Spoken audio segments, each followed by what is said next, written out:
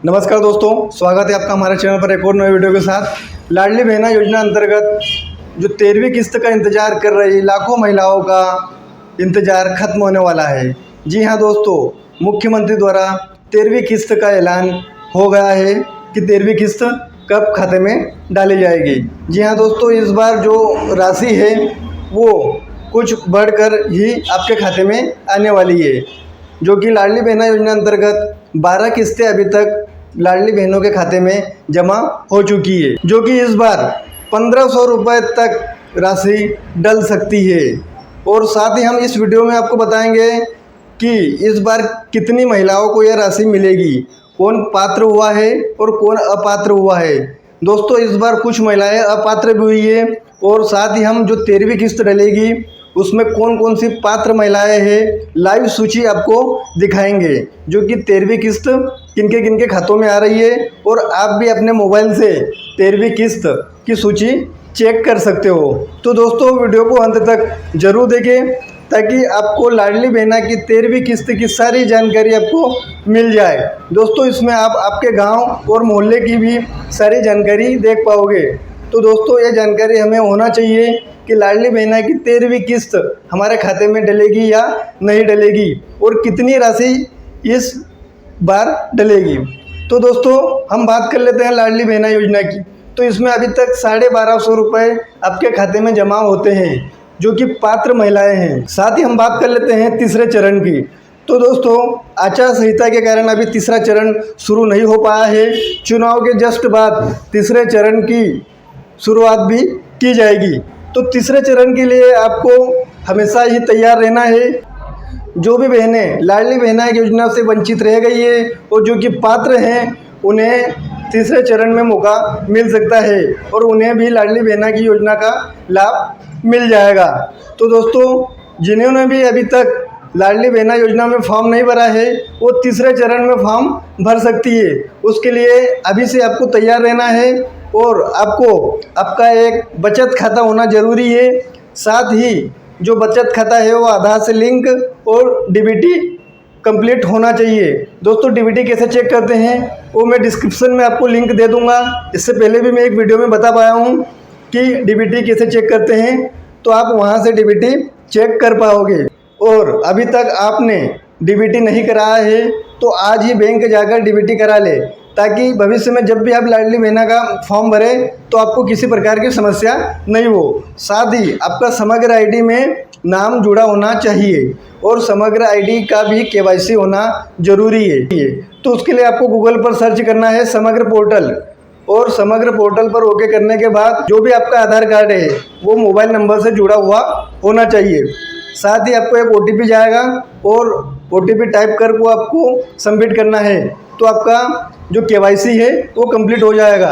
और साथ ही अगर आप मोबाइल से नहीं कर पा रहे हो तो आप अपने ग्राम पंचायत, नगर पालिका, वार्ड, वहाँ से भी जो भी ग्राम पंचायतें हैं वहाँ से भी आप करा सकते हो। साथ ही CSC सेंटर पर भी ये सुविधा है, वहाँ से भी आप अपना समग्र में केवाईसी करा सकते हो। अगर आपके आधार और समग्र में जन्म तारीख गलत है तो आप इसका भी अभी से ही आधार सेंटर पर जाकर जन्म तारीख का सुधार करा लेवे, ताकि आपको जब भी इसके फॉर्म भराएंगे तो आपको किसी प्रकार की दिक्कत ना हो। दोस्तों, जो 13वीं किस्त है वो 1250 से बढ़कर 1500 रुपये तक आपके खाते में जमा हो सकती है, जो कि 1550 के बाद 1750, 2000, 2250, 2500, 2750 और 3000। इस प्रकार से आपको आने वाले समय में 3000 रुपये की तक की राशि मिलने वाली है, जो कि मुख्यमंत्री ने पहले ही ऐलान कर दिया था कि आपको आने वाले 5 सालों में जो लाडली बहना की राशि है उसे 3000 रुपये तक ले जाएंगे।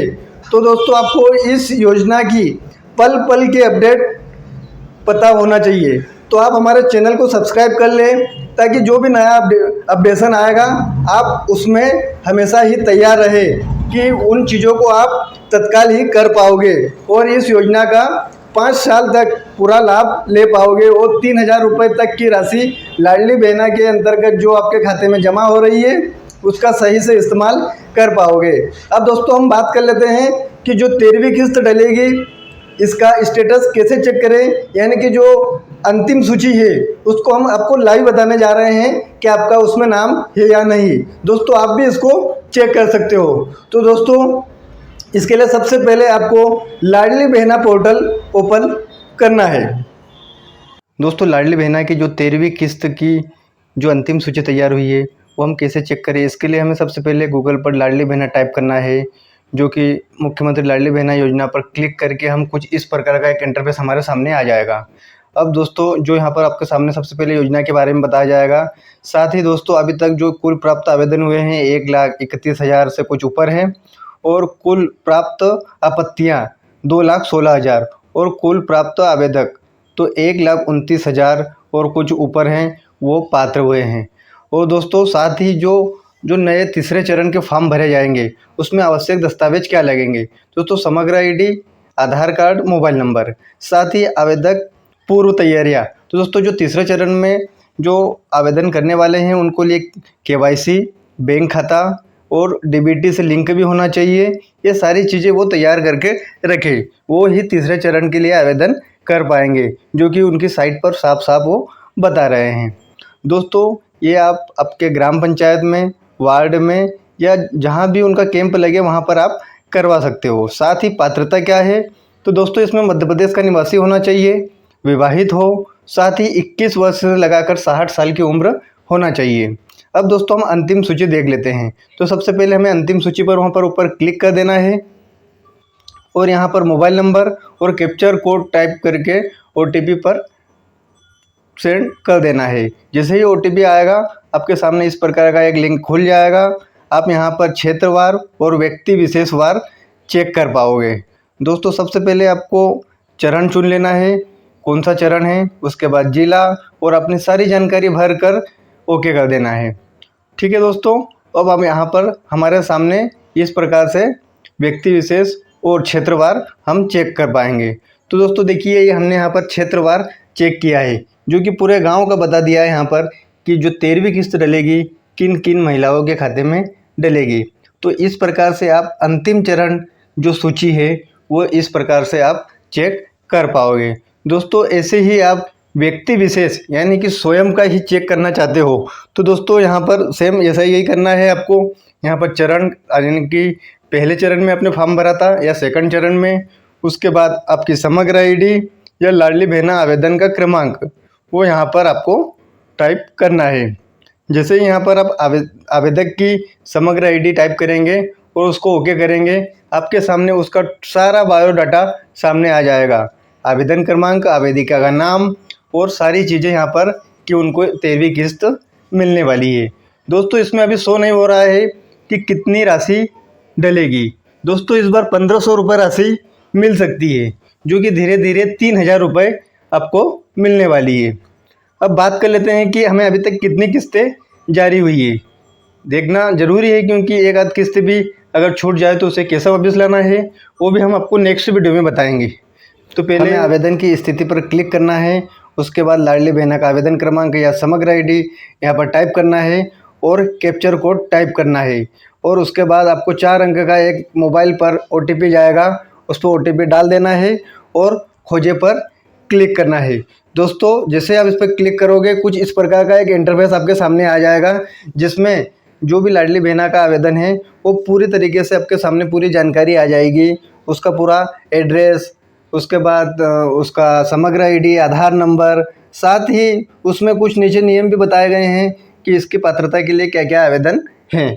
ठीक है दोस्तों, अब इतना करने के बाद आप इसका एक प्रिंट आउट भी अपने पास रख सकते हो, जो कि भविष्य में आपको काम आने वाला है। दोस्तों 13वीं किस्त जो जारी होगी उसकी भी यहाँ पर शो होने लगेगी।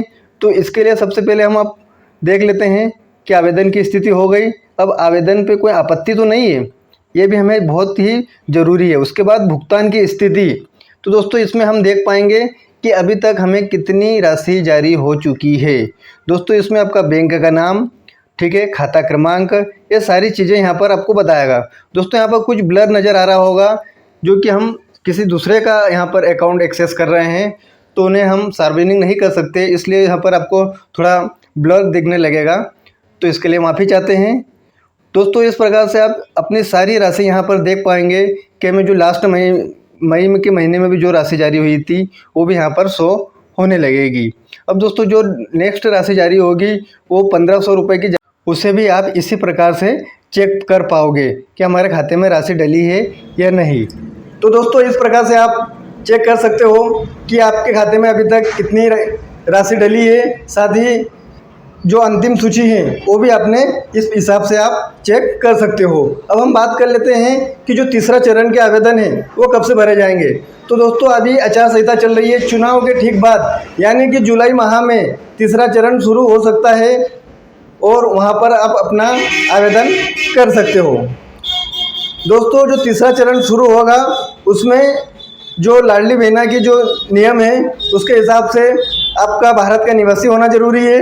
साथ ही आपकी उम्र 21 वर्ष से लेकर 60 वर्ष के बीच होना चाहिए, क्योंकि दोस्तों 60 वर्ष के बाद इस योजना में जो पात्र नहीं रहता है उसको अपात्र कर दिया जाता है। जो इस बार 13वीं किस्त आएगी वो जिन महिलाओं की उम्र 60 वर्ष से ऊपर हो गई है वो भी अपात्र हो गई है। तो इस प्रकार से आप लाडली बहना की पल पल की खबर के अपडेट के लिए हमारे साथ बने रहे। जय हिंद दोस्तों।